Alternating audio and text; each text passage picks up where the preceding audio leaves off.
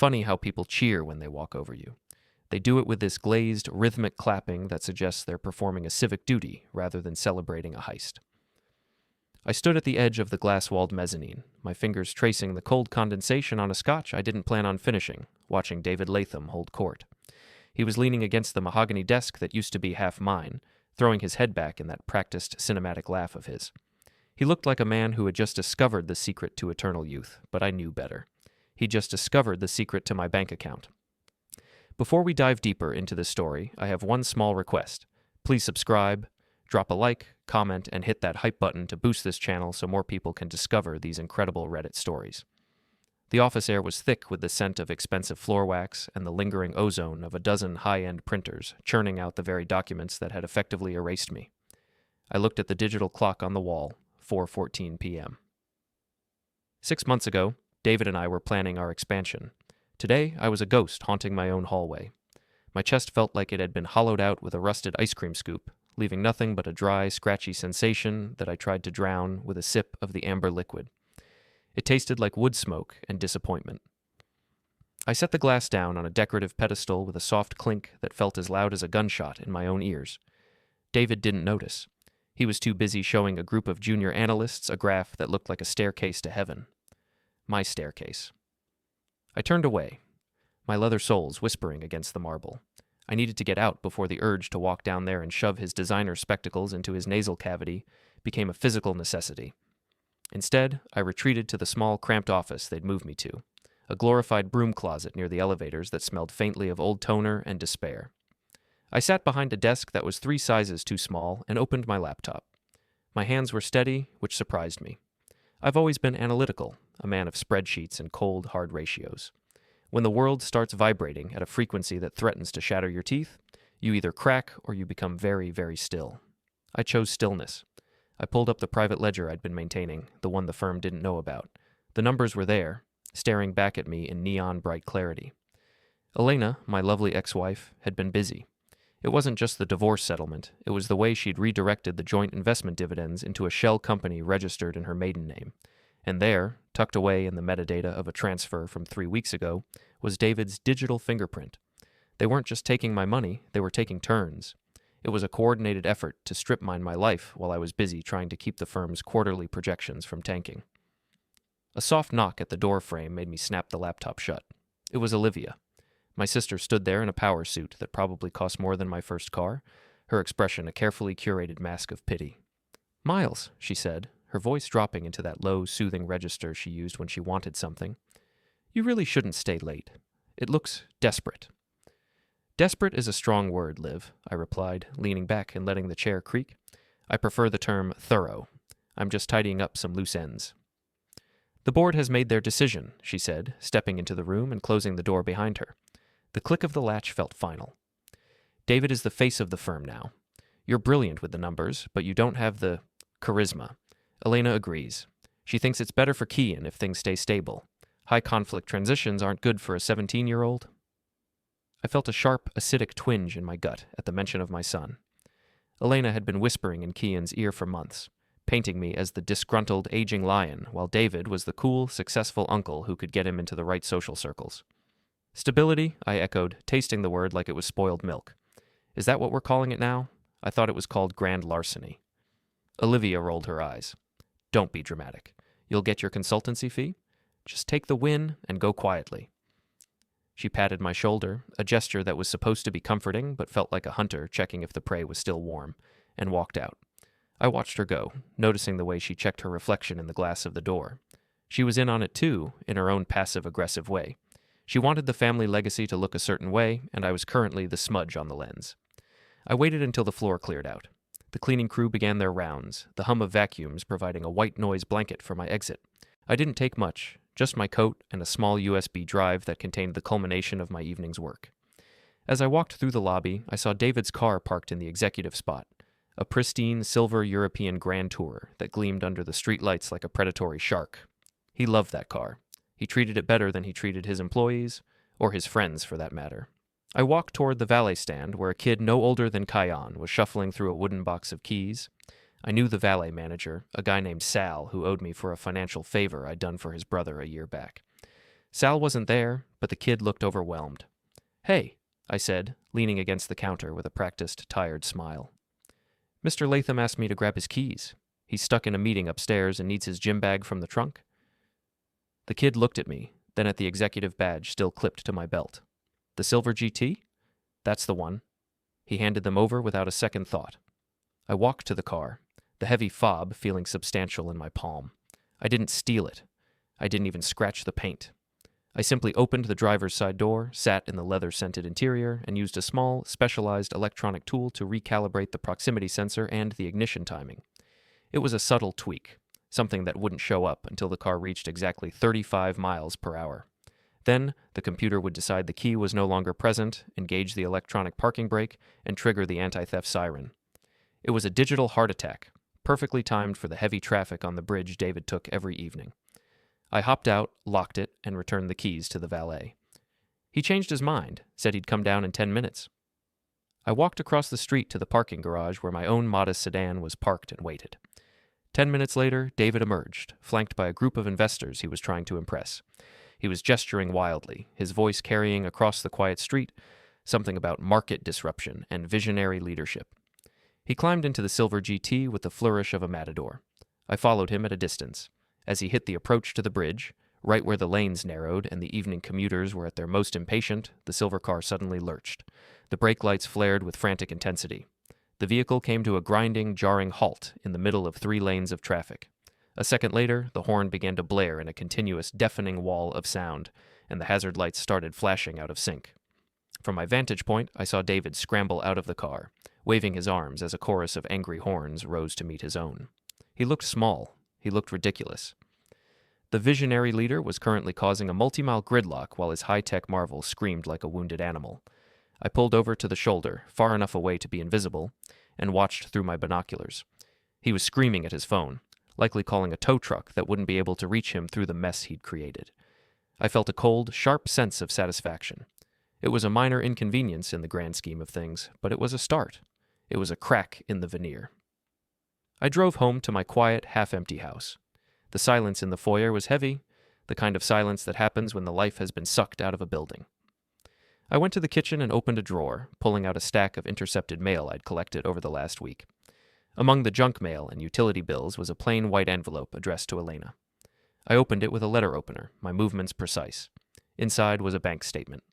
I scanned the columns of numbers, my eyes narrowing as I reached the bottom line. There it was. A recurring transfer of $8,000 every month, flagged as educational support, but it wasn't going to a school. It was going to an account I didn't recognize, an account that had been active for over a year. I pulled up my laptop again and began cross-referencing the account number. My fingers flew across the keys, the glow of the screen reflecting in my glasses. After 20 minutes of digging through encrypted layers and digital breadcrumbs, the name on the receiving end popped up. My breath hitched in my throat. It wasn't David. It wasn't Olivia, it was Kian. My 17-year-old son was receiving $8,000 a month from his mother, sourced from the very funds she had diverted from me. And he hadn't said a word. He'd looked me in the eye every weekend, complained about his modest allowance, and watched me struggle to keep the house while he sat on a small fortune. I leaned back in my chair, the darkness of the kitchen pressing in around me. The betrayal by my partner was business. The betrayal by my wife was expected. But this was the foundation crumbling. I looked at the digital clock on the microwave. 11:42 p.m. Well, I whispered to the empty room, a slow, jagged grin spreading across my face. This just got interesting. The game had changed. It wasn't just about reclaiming what was mine anymore. It was about an education, and I was going to make sure the tuition was very, very expensive. The morning light in the suburbs has a way of looking judgmental, a flat gray glare that exposes every unwashed window and peeling shutter. I sat at the breakfast bar, a bowl of dry cereal in front of me, watching Kian. He was hunched over his phone, thumb scrolling with a hypnotic, twitchy speed, his face illuminated by the blue light of the screen. He looked like any other teenager, disaffected, slightly bored, perpetually annoyed by the presence of a parent. But I saw the $8,000 ghost sitting between us now. It sat there like a heavy, invisible centerpiece on the granite island. "Big plans today?" I asked. My voice sounded normal, even to my own ears. That's the trick with financial consultants. We spend our lives delivering devastating news with the tone of someone describing the weather. Kian didn't look up. Just school, Dad. Then maybe over to Mom's. She said David might take us out to that new steakhouse. David, I repeated, letting the name hang in the air. The man of the hour. I hear his car had a bit of a mechanical tantrum on the bridge yesterday. Total gridlock. I imagine he wasn't the most popular man in the city for an hour or two. Kian finally glanced up, his eyes narrowing slightly. Yeah, he mentioned it. Said the electronics just fried. Some fluke. Why do you sound so happy about it? I'm not happy, Kian. I'm fascinated. Modern engineering is a fragile thing. 1 minute you're the king of the road, the next you're a stationary obstacle. I stood up and took my bowl to the sink. Just like life. You think you've secured your position, but the sensors can be very sensitive to change. I left him there, the silence stretching out behind me. I didn't go to the office. I didn't have an office anymore, not really. Instead, I drove to the outskirts of the city, to a quiet, tree-lined street where my sister Olivia lived in a house that was essentially a glass and steel monument to her own ego. Olivia had always been the competitor in the family. When we were kids, it was about grades. In our 20s, it was about starting salaries. And now, it was about who could maintain the most pristine image of success while the foundation rotted underneath. She had a new car, too. A German SUV, white and gleaming, parked in a driveway that was kept heated during the winter so no snowflake would dare touch her tires. I parked a block away and pulled out my tablet. Betrayal is rarely a single act.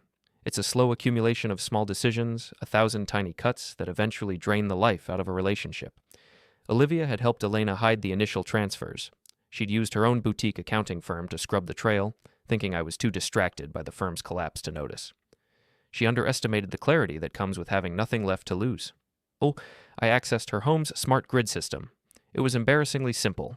She used the same password for her home security that she'd used for our shared childhood locker. Family first, followed by her birth year. The irony was a physical weight in my throat. I didn't want to hurt her. I wanted to unbalance her. Olivia thrived on the perception of being in total control. If the world around her started to behave erratically, she would start to fray. And afraid Olivia was an honest Olivia. I waited until I saw her emerge from the front door, looking like a catalog advertisement for a professional woman on the move. She was talking into a hands-free headset, her gestures sharp and urgent. She climbed into the SUV. I waited until she was halfway down the driveway before I engaged the override. It started small. The side mirrors began to fold and unfold rhythmically, like a bird trying to take flight. Then the windshield wipers kicked in at maximum speed, screeching against the dry glass. I watched through the binoculars as she jerked the car to a halt, her mouth moving in a silent, frustrated yell. The horn began to chirp, short, mocking bursts. She stepped out of the car, looking around the quiet street as if she could spot the ghost in the machine. I initiated the final sequence.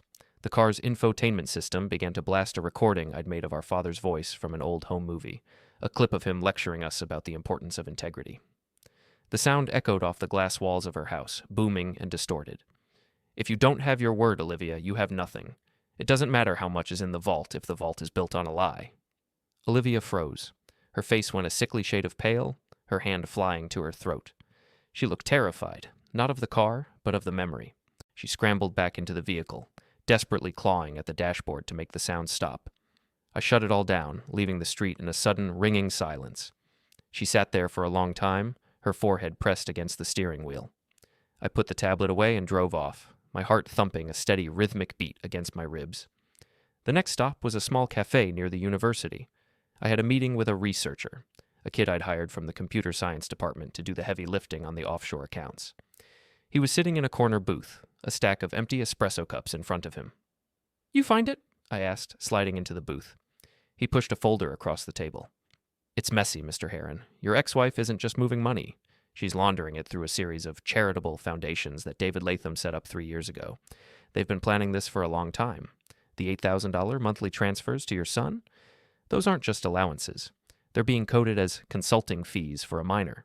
It's a tax dodge, but it's also a way to tie him to the fraud. If you go to the authorities, you're not just reporting Elena. You're reporting Kian." The air in the cafe suddenly felt very thin. I looked at the documents. The signatures were digital, but the authorization codes were tied to Kian's personal devices. They hadn't just used him. They'd insured themselves against my retaliation by using him as a human shield. "She's smart," the kid said, sounding almost impressed. "She's built a cage that opens from the inside, but only if you're willing to burn the person you love most." "She thinks she knows me," I said, my voice a low growl. She thinks I'm still the man who plays by the rules of engagement we agreed on 15 years ago. She forgot that she broke the contract first. I paid the kid and walked out into the afternoon sun. The heat was stifling now, the humidity clinging to my skin like a wet wool blanket. I felt a surge of cold, calculating anger. The kind that doesn't make you shout, but makes you very, very precise. I spent the rest of the day in a public library using their secure terminals to map out the connections. It was a web of deceit that involved David's firm, Elena's hidden assets, and Olivia's quiet compliance. They were all connected, a closed loop of greed that had successfully squeezed me out. But a closed loop is also a trap if someone manages to reverse the flow. I thought back to the family dinners, the holidays where we sat around the table and toasted to our collective success. I remembered David's toasts to lifelong friendship and Elena's hand resting on mine as we discussed Kian's future. It had all been a performance. Every smile had been a calculation. Every I love you, a line of code in a larger scheme to dismantle my life and repurpose the parts.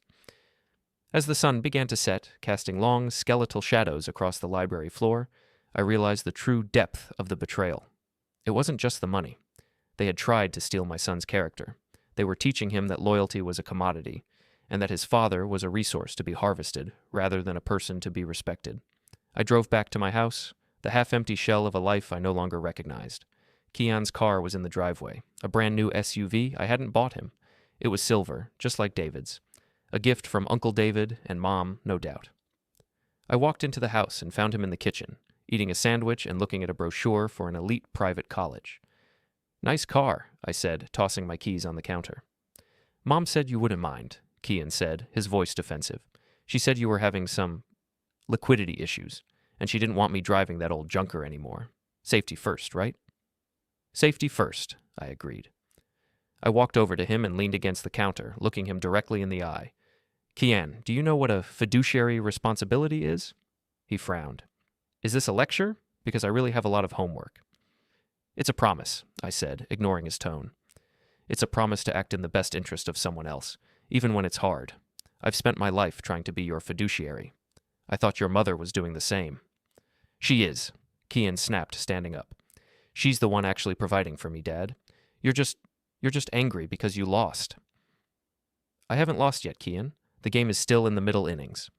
He walked out of the room, his footsteps heavy on the stairs. I stood in the darkening kitchen, the silence returning like an old friend. I reached into my pocket and pulled out the USB drive. It contained the evidence of the laundering, the tax fraud, and the systematic theft of my life's work. But more than that, it contained the power to destroy the people who had tried to erase me. I looked at the bank statement again, the $8,000 transfer. The leverage was perfect. It was a tragedy of their own making. They had tried to use my son as a shield, but they had actually given me the ultimate weapon. All I had to do was choose when to pull the trigger on the evidence.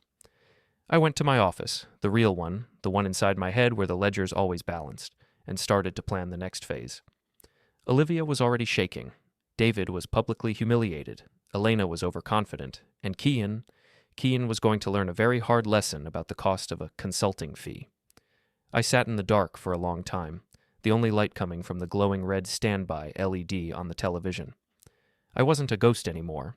I was the architect of a very specific kind of justice. The Metropolitan Gala for Modern Arts is less of a charity event and more of a high-stakes poker game played with champagne flutes and borrowed jewelry. It was the centerpiece of Elena's social calendar, the night where she cemented her status as the city's most benevolent patron of the arts, using, of course, the very funds she had siphoned from our shared history. I stood in the foyer of the grand ballroom, adjusting my cufflinks. They were the vintage gold ones my grandfather had given me, a solid weight against my wrists that felt like an anchor in a room full of helium-filled egos. I watched Elena from across the room. She was wearing a gown that shimmered like oil on water, deep greens and purples shifting as she moved. She was laughing with the chairman of the board, her hand resting lightly on David Latham's arm. David looked recovered from his car's digital seizure on the bridge, though he kept glancing toward the valet entrance as if expecting his vehicle to start screaming at him again from the parking lot. Olivia was there too, hovering on the periphery of the inner circle, her face still carrying a trace of the frantic tension I'd gifted her earlier that week. She looked like a woman who had seen a ghost and was trying to convince herself it was just a trick of the light. "You look like you're calculating the cost of the curtains," a voice said beside me. I turned to see Kian. He was in a tuxedo that fit him with the kind of precision only extreme wealth can buy. He looked older, more polished, and entirely out of my league. He was holding a glass of sparkling cider, looking at me with a mixture of pity and annoyance. I'm calculating the cost of the hypocrisy, Keon. It's significantly higher than the curtains, I replied, my inner commentary running a cynical ticker tape across my mind. I looked at my son and saw a stranger, someone who had been bought and paid for with $8,000 increments of my own sweat. Don't do this tonight, Dad, he whispered, his eyes darting toward Elena. Mom worked hard on this. Just for once, can you not be the person who ruins everything by being right? Being right is the only thing I have left in my portfolio, son. It would be a shame to let it go to waste. I patted his shoulder. His suit jacket felt stiff, unnatural, and walked toward the technical booth tucked behind a velvet curtain near the stage. The gala was managed by a firm I'd consulted for years.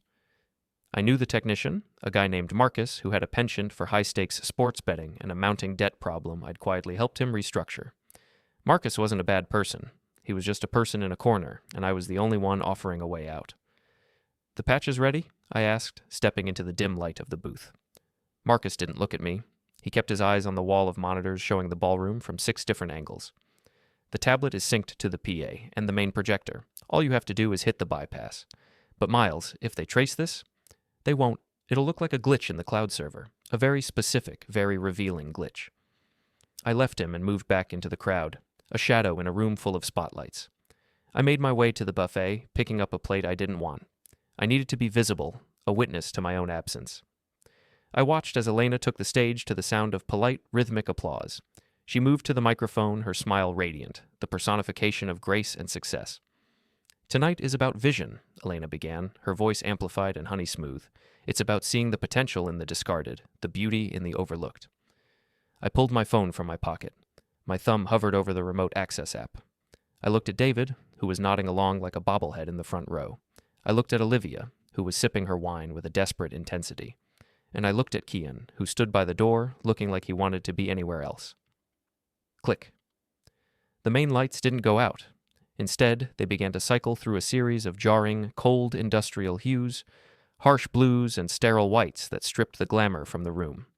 The elegant background music, a soft cello arrangement, slowed down until it became a low, distorted groan.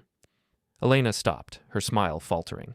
We seem to be having a small technical issue, she said, her voice wavering. The massive projector screen behind her, which was supposed to be showing a montage of abstract art, flickered to life. But it wasn't art. It was a spreadsheet. It was the spreadsheet. Columns of numbers began to scroll upward, highlighted in neon yellow. The names were blurred just enough to provide a thin veil of deniability, but the dates and the amounts were crystalline. The $8,000 monthly transfers to the educational support account were prominently featured, flashing in time with the distorted music. A murmur began to ripple through the crowd, a low buzzing sound like a nest of disturbed hornets. These were people who understood money better than they understood art. They saw the shell companies, the offshore diversions, and the blatant tax avoidance patterns. I watched David's face. The tan he'd worked so hard to maintain seemed to slide off his features, leaving him a sallow, sickly gray. Olivia dropped her glass. The sound of it shattering against the marble was the most honest thing I'd heard all night. Then the audio shifted. The distorted cello was replaced by a crisp, clear recording. It was a conversation I'd captured via the smart home hub in Elena's kitchen 2 weeks ago, a simple security feature she'd forgotten to disable. Miles is too busy looking at the old books to see the new ones, Elena's voice echoed through the ballroom, sounding cold and predatory. By the time he realizes the accounts are dry, David and I will have the board's full support. We're not stealing, David. We're liberating the assets from a man who doesn't know how to use them. The ballroom went silent. It was a heavy, suffocating silence, the kind that precedes a landslide. Elena stood frozen at the podium, the harsh blue light making her look like a statue of salt. She looked toward the technical booth, then toward David, and finally, her eyes found mine. I didn't smile. I didn't gloat. I simply raised my glass of sparkling cider in a silent, mocking toast. That was a very interesting vision of the future, Elena, I said, my voice cutting through the quiet. I wasn't shouting, but in the stillness, I didn't need to. The potential in the discarded. Truly inspiring. The room erupted into chaos, but not the violent kind. It was the social kind, the turning of backs, the whispered accusations, the frantic checking of phones.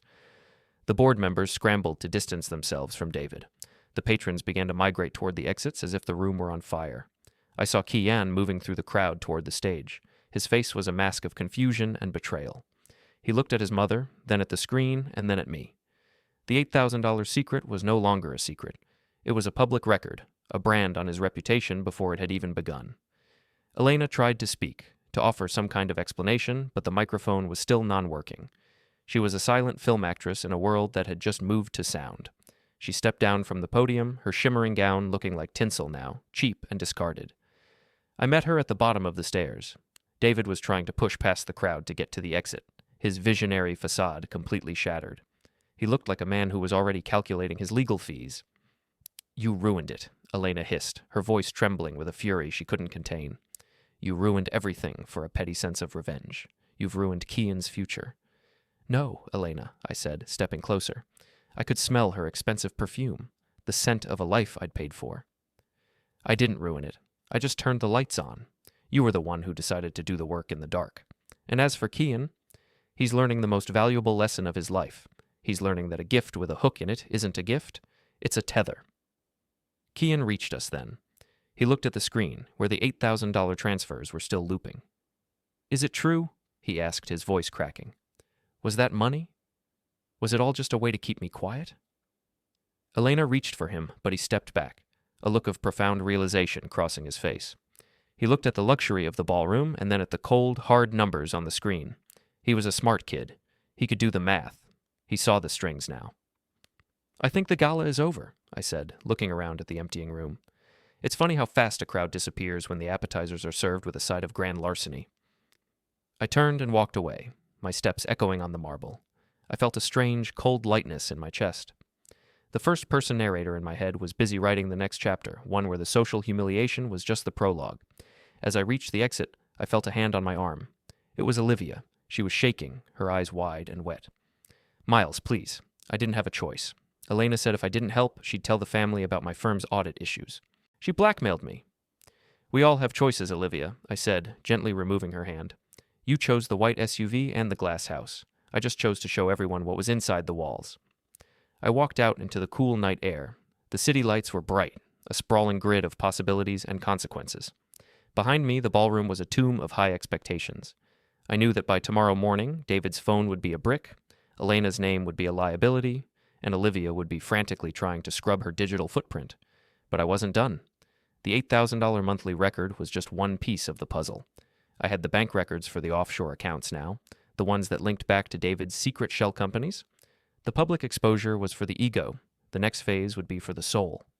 I got into my car and sat there for a moment, the silence of the cabin a stark contrast to the roar of the ballroom. I looked at the USB drive sitting in the cup holder. "Phase 2, I whispered. The morning after the gala felt like the quiet after a controlled demolition. The dust hadn't settled, but the structure was gone. I sat in a nondescript diner 3 blocks from David Latham's penthouse, watching the news ticker on a muted television. Local charity event marred by technical glitch and financial allegations. The text scrolled by in a disinterested crawl. They were being polite. Social media, however, was a feral beast. Screenshots of the educational support ledger were already circulating in the local business forums, and the comments were less than charitable. People who had been snubbed by David for years were now feasting on his public unraveling. I checked my own phone. 16 missed calls from Elena, 9 from Olivia, and a single, hauntingly brief text from Kian. "I'm at Mom's. Don't come here." I didn't plan on going there. I had a different appointment. The rooftop parking lot of the Latham building is a slab of concrete that hangs over the city like a heavy gray tongue. It's where David kept his real toys, the ones too precious for the street-level valet. I knew he'd be there. When David's world starts to shake, he retreats to his assets. He views his possessions as armor, believing that if he can just sit inside something expensive enough, the consequences of his actions won't be able to penetrate the hull. I drove up the spiraling ramp, the tires of my sedan chirping against the epoxy coating. When I reached the top level, the wind was whipping through the open sides of the structure, carrying the scent of rain and exhaust. David's silver GT was there, looking slightly worse for wear after its tow from the bridge. David himself was leaning against the hood, staring out at the skyline. He looked like a man trying to remember the script of a play that had been canceled mid-performance. I parked 20 feet away and stepped out. The wind caught my coat, flapping it against my legs. David didn't turn around, but I saw his shoulders stiffen. "It's a long way down, David," I said, my voice carrying easily in the open air. Metaphorically speaking, of course. He turned slowly. The charisma was entirely gone, replaced by a hollow, frantic look in his eyes.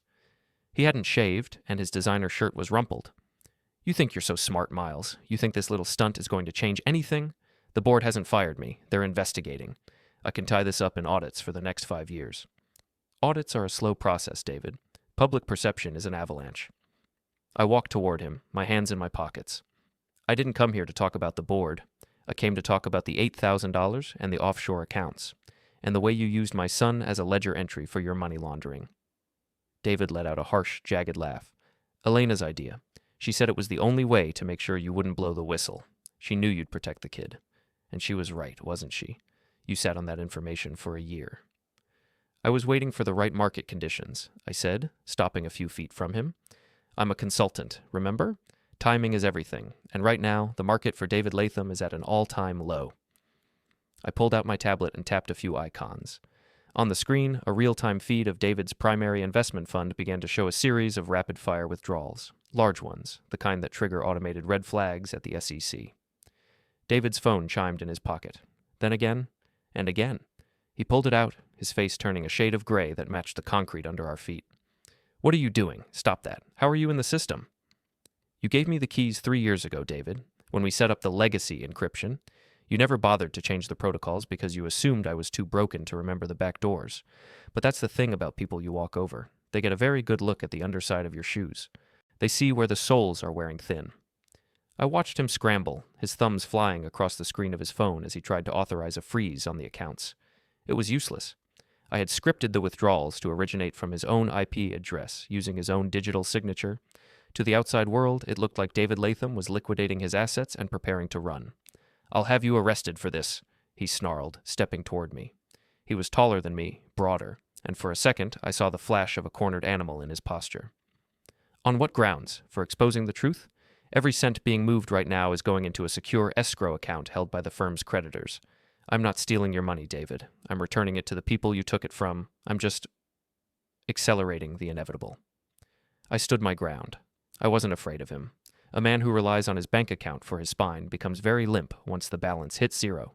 He stopped a foot away from me, his breath smelling of stale coffee and desperation. "Why?" he whispered. "We were friends, Miles. We built that firm together." "We were partners," I corrected him. "Friends don't use each other's children as tax shelters.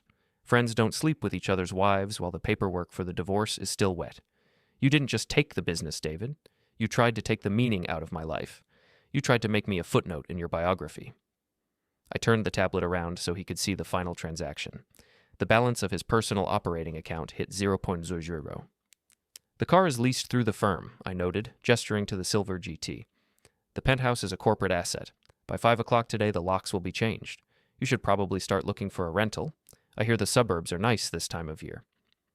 David slumped against the car, the fight going out of him all at once. He looked old. He looked like the mid-level opportunist he had been before I gave him the platform to be a visionary. "Elena won't stay with you," I added, almost as an afterthought. "She doesn't do struggle. She'll be looking for the next life to harvest by dinner time. And Olivia, she's already talking to a lawyer about a plea deal. She's going to tell them everything was your idea." I walked back to my car, leaving him standing there in the wind. As I drove down the ramp, I saw him in my rearview mirror, a small, solitary figure on a desert of concrete. The drive home was quiet. I felt a strange, hollow sensation. Not regret, but a lack of friction. For months, my life had been defined by the resistance I felt from these people.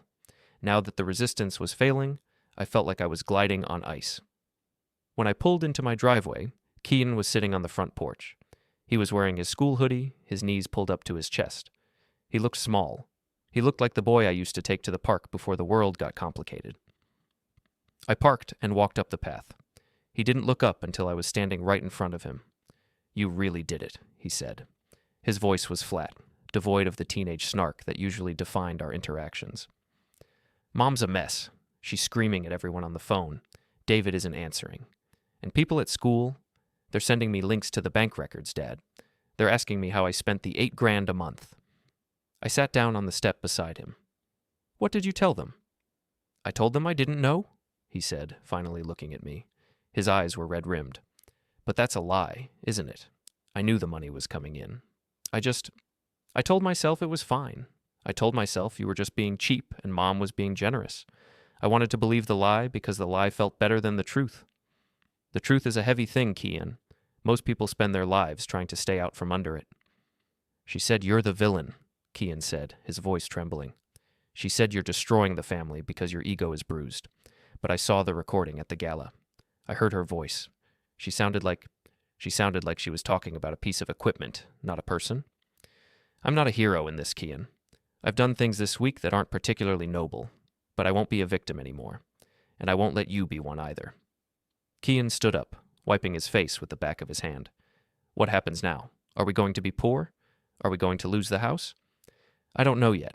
The finances are a tangle that will take months to unknot. But for the first time in a long time, the books are open. We can see what we're working with. He looked at me for a long beat, as if trying to decide if he could trust the man sitting in front of him. I gave the car back, he said suddenly.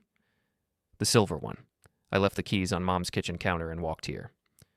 A small, genuine warmth flickered in my chest. That's a good start, Kian. A very good start. He went inside, leaving me alone on the porch. The sun was beginning to set, painting the neighborhood in shades of orange and long, dramatic shadows. I pulled the USB drive from my pocket and turned it over in my fingers. The social humiliation was complete. David's finances were a smoking ruin. Olivia was compromised. But Elena was the one who had started the clock. She was the one who had decided that $8,000 was the price of a son's loyalty. I opened my laptop one last time for the evening. I didn't look at bank records or spreadsheets. I looked at the property deeds for a small gallery Elena had been quietly building in the Arts District. Her legacy project. It was her sanctuary, the one thing she truly loved more than status. I began to type. If the gala was the public trial, then the next few days would be the sentencing, and I had a very specific plan for her gallery. My inner narrator, the sarcastic, smart aleck consultant who had started this journey, finally seemed to find his breath. Funny how people cheer when they walk over you, I thought. But it's much louder when they realize the ground they're standing on is actually a trap door. The air in Elena's private gallery smelled of fresh white paint and the kind of expensive silence that only exists in rooms designed for people who don't have to check price tags. It was a minimalist space, concrete floors polished to a mirror shine, track lighting that hit the walls with surgical precision, and a climate control system that hummed at a frequency so low it felt like a vibration in the soles of my shoes. This was her sanctuary, the physical manifestation of the life she had built using my career as the scaffolding. I was sitting in a mid-century modern chair in the center of the main room when she walked in. She was flanked by Olivia, who looked like she'd spent the last 48 hours vibrating at a frequency high enough to shatter glass. Elena didn't look ruined yet. She looked incandescent, with a cold, focused fury. She carried herself with the rigid posture of a woman who believed that if she just refused to acknowledge the wreckage, the world would eventually reconstruct itself around her. "You're trespassing, Miles," Elena said, her voice echoing off the stark walls. "I've already called the security firm. They'll be here in 5 minutes. I updated the security protocols this morning, Elena. Your codes don't work, and the firm thinks the building is undergoing a scheduled maintenance overhaul. We have all the time in the world." I didn't get up. I remained seated, looking at a large, abstract canvas on the far wall, a chaotic splatter of grays and blacks that looked like a ledger caught in a hurricane. It's a beautiful space, or it would be if it wasn't built on a foundation of systemic theft. Olivia stepped forward, her voice a frantic whisper. "Miles, stop this. We can talk about a settlement. David is gone. He's finished. There's no reason to drag the rest of us down with him. I can help you recover the offshore funds. I have the keys." "You had the keys for 2 years, Olivia. You chose to keep the door locked," I said, finally turning to look at her. "You didn't come here to negotiate. You came here because you're afraid. You're afraid that the next document I leak won't be a bank statement, but the email thread where you coached Elena on how to bypass the internal audits at my firm. The one where you joked about how I'd be too depressed to notice the missing decimal points." Olivia's face didn't just go pale, it seemed to hollow out. She looked at Elena, seeking a defense that wasn't there. "It doesn't matter," Elena snapped, pacing the length of the polished floor. Her heels made a sharp, rhythmic sound, clack, clack, clack, like a countdown. "You've made your point. You've embarrassed us. You've hurt David, but you won't touch this gallery. I've shielded the deed through 3 different layers of holding companies. You can't reach it." "I don't need to reach the deed, Elena. I just need to reach the reputation." I held up a remote. "I've spent the afternoon uploading the full forensic history of every piece of art in this room to the International Art Loss Register. It turns out that 3 of your centerpiece acquisitions were purchased through a broker who specializes in moving assets for individuals under federal investigation. By tomorrow morning, this gallery won't be a cultural landmark. It will be a crime scene in the eyes of the public. No collector will touch you. No artist will show here. You'll be a pariah in the only world you actually care about. Elena stopped pacing. She looked at the walls, at the carefully curated space that represented her ultimate ambition. For the first time, I saw a flicker of genuine terror in her eyes. It wasn't the fear of losing money. It was the fear of becoming irrelevant. "Why are you doing this?" she whispered. "We had a life. We had a son." "We had a contract," I corrected her. "And you treated it like a suggestion. You didn't just take the money, Elena. You tried to buy the one thing that wasn't for sale. You tried to buy Kian's loyalty with an $8,000 monthly subscription to his own father's destruction." The door at the far end of the gallery opened. Kian walked in, his footsteps sounding heavy and deliberate on the concrete. He didn't look like the confused teenager from the porch anymore. He looked like a man who had been forced to grow up in the span of a single afternoon. He was holding a thick manila envelope. "Kian, honey, go home," Elena said, her voice suddenly high and maternal. "This doesn't involve you." "It's a bit late for that, Mom," Kian said, walking to the center of the room. He looked at me, then at Elena, and finally at Olivia. "I've been thinking about the $8,000 and the consulting fees, and the way everyone keeps talking about who owns what." He opened the envelope and pulled out a stack of printouts. "I did some digging of my own. You guys taught me well. You taught me that if you want to know the truth, you don't listen to what people say. You look at where the data flows." He handed the first sheet to me. It was a bank record, but not one I recognized. It was a private account registered in the Cayman Islands, but the primary beneficiary wasn't Elena or David or even Olivia. It was Kian, and the balance was staggering. "What is this?" I asked, my analytical brain struggling to process the numbers. This wasn't just the $8,000 a month. This was millions. "It's the overflow," Kian said, his voice steady. "David was greedy, but he was also sloppy. He was using Mom to move the money, but he needed a final destination that wouldn't trigger a secondary audit on his own accounts. He set up this trust for me when I was 15. He told me it was a college fund, something you wouldn't be able to touch if the firm ever went under. He gave me the access codes last year." Elena gasped, her hand flying to her mouth. "Kian, I didn't know the scale. I thought it was just—" "You thought it was just enough to keep me on your side," Kian finished for her. "But David was playing a bigger game. He was using me as his ultimate insurance policy. If he ever got caught, he could claim he was just securing the future of his partner's son. He was going to use me as his get-out-of-jail-free card." The room felt suddenly very small. The air was thick with the weight of the revelation. David hadn't just betrayed me. He had used the entire family as a complex series of lightning rods to protect his own interests. "But here's the twist," Kian said, a small, cold smile touching his lips. A smile that looked hauntingly like mine. "I didn't just let the money sit there. I've been moving it. For the last 6 months, every time a transfer came in from Mom's consulting fund, I redirected a percentage of the main trust into a diversified portfolio. I used the same algorithms you taught me, Dad, the ones you said were foolproof for long-term growth." I looked at the documents again. Kian hadn't just been a passive recipient. He had been a silent participant, a shadow investor in the very scheme that was dismantling my life. He had watched the war between his parents from a position of absolute financial security, waiting to see which way the wind would blow. "I have enough here to pay back every cent Mom took from the joint accounts," Kian said, looking at Elena. "And I have enough to buy out David's remaining shares in the firm before the board officially liquidates them. I can stabilize the company, Dad. I can put your name back on the door." I stood up, the chair scraping harshly against the floor. "And what's the price, Kian? What do you want in exchange for this stability?" Kian looked at the empty white walls of the gallery.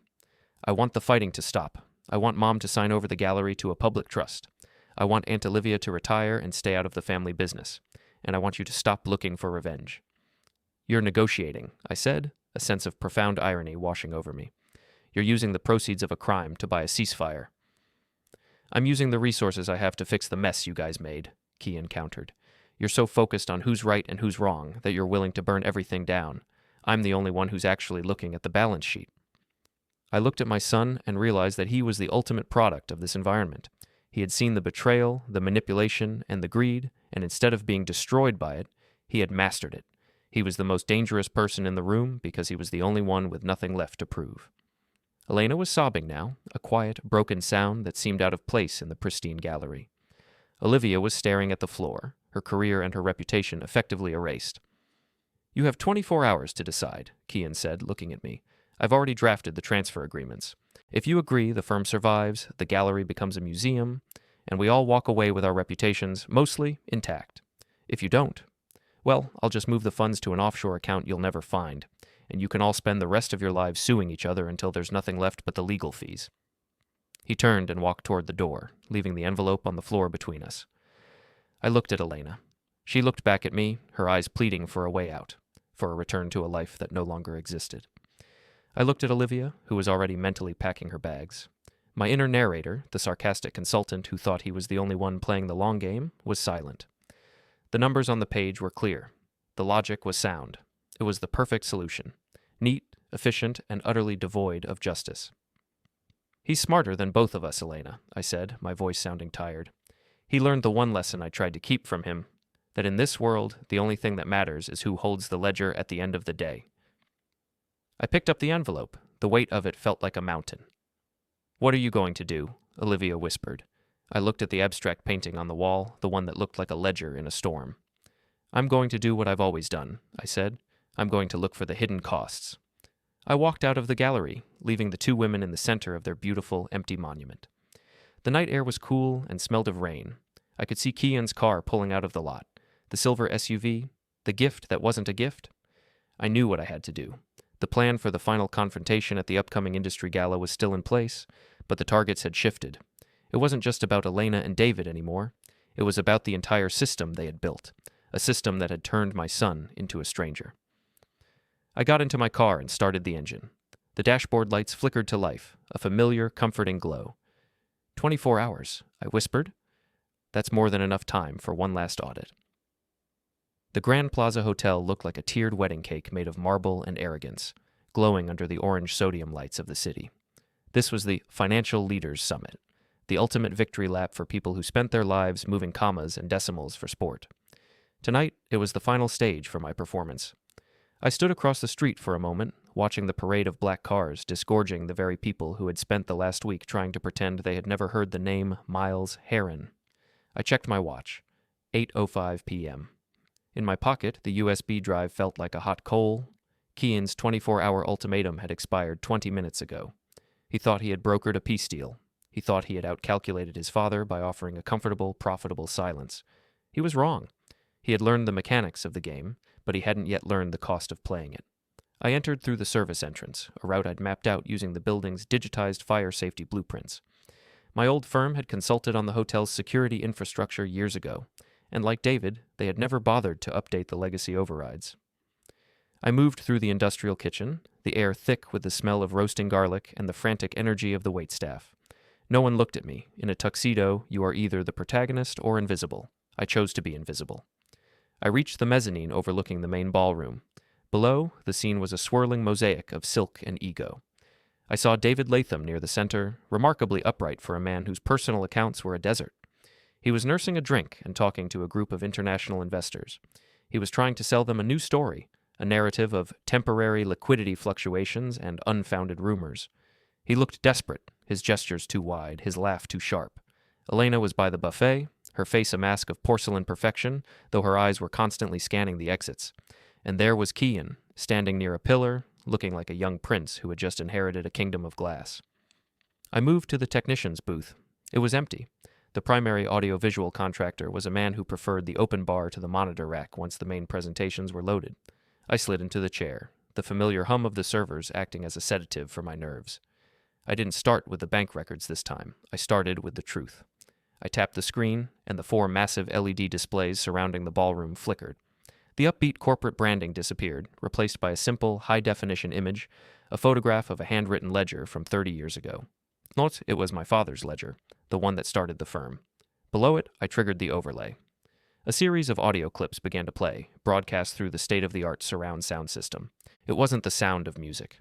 It was a rhythmic, overlapping montage of every lie told in the last year. "I've always had your back, Miles," David's voice boomed, recorded during a lunch meeting 6 months ago.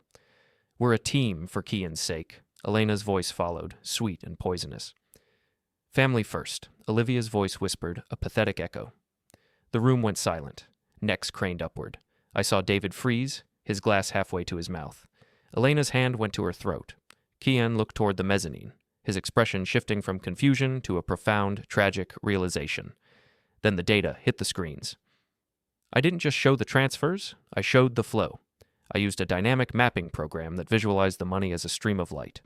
It showed the $8,000 leaving our joint account, traveling through David's shell company, and landing in the Cayman Trust. But then I showed the newest data, the transactions Kian had made in the last 24 hours. I showed the peace deal. I showed the documents Kian had drafted to buy out David's shares using the very money that had been stolen. I showed the contracts that would have made the theft permanent under the guise of a restructuring. This is the price of silence, my voice came over the speakers, calm and analytical. I had pre-recorded the narration to ensure my tone remained detached. What you are seeing is the birth of a new dynasty, built on the bones of the old one. This isn't just a financial discrepancy. This is a study in how we teach our children to value the ledger over the legacy. The ballroom erupted. This wasn't the polite murmuring of the gala. This was the sound of a professional class realizing they were witnessing a corporate execution. David tried to bolt for the door, but the crowd was too thick, a sea of black wool and silk that suddenly felt like a cage. He was cornered by two members of the board, their faces grim and uncompromising.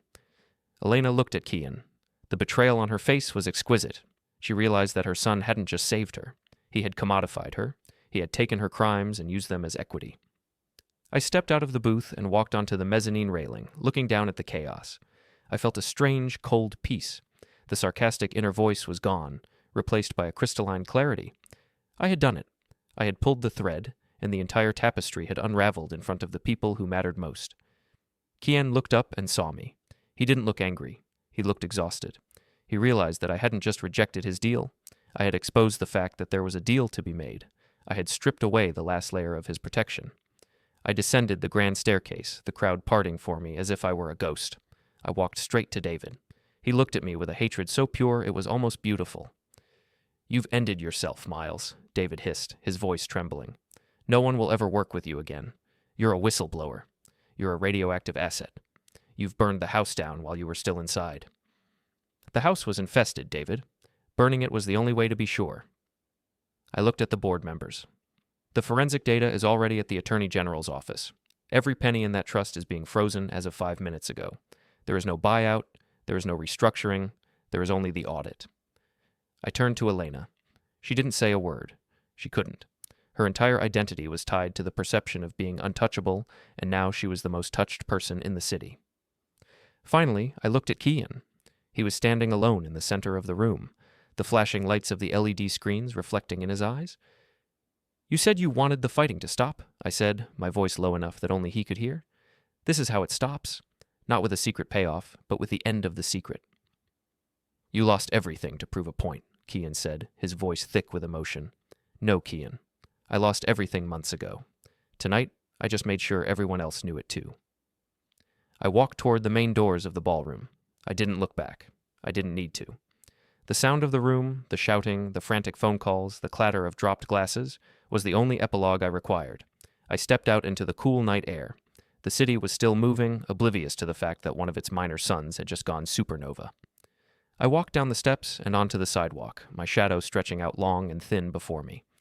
I reached into my pocket and found a single, crumpled $5 bill. It was the only physical currency I had left. I looked at it, then at the towering hotels and the gleaming offices of the financial district. I felt a sudden, sharp laugh bubble up in my chest. I had been a financial consultant for 20 years. I had spent my life helping people manage their risks and protect their assets. And in the end, I had achieved the perfect result. I had balanced the books. The theft had been accounted for. The interest had been paid in full. The balance was zero. I began to walk. I didn't have a car. The firm had probably already flagged the GPS and remotely disabled the ignition. I didn't have a home. The bank would be knocking on the door by Monday. But as I moved through the quiet streets, I realized I had something far more valuable. I had the truth. And in a city built on the shifting sands of lies and leverage, that made me the only man who was actually standing on solid ground. I turned the corner, leaving the lights of the Grand Plaza behind me. The revenge was complete. The traitors were exposed. The cycle was broken.